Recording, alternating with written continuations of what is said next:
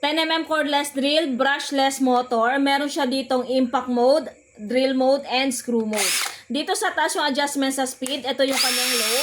And then yung kanyang high. Ang maganda, meron siya ditong reverse button.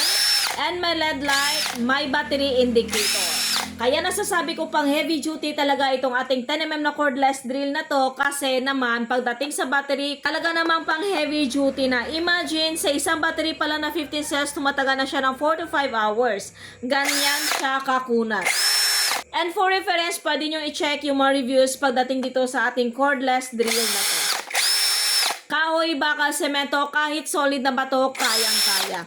Ang maganda pa, once na purchase kayo, may toolbox na siya included. Fast charging na rin yung kanyang charger dito. Kumpleto na sa mga drill bit. So, literal na gagamitin mo na lang. Ang maganda pa, 1 year warranty sa unit, 6 months warranty sa battery. Aside from that, meron pang 7 days replacement or refund. Kaya kung isa kang heavy user at naghanap ka ng cordless drill na pang heavy duty, buong maghapon mong magagamit, go for this. At least dito, hindi mo na kailangan na ma-extension wire, lalong-lalo na kung medyo malayo yung pagdidrillan mo o di kaya may kataasan. At least ito, salpak mo lang yung kanyang battery and then you're good to go na. So, mas convenient, mas portable, mas lalong mapapadali ang trabaho mo. Kaya kung gusto mo ng ganito ka-portable, mas reliable na cordless drill, go for the checkout. Ilalagay ko yung link nito sa yellow basket.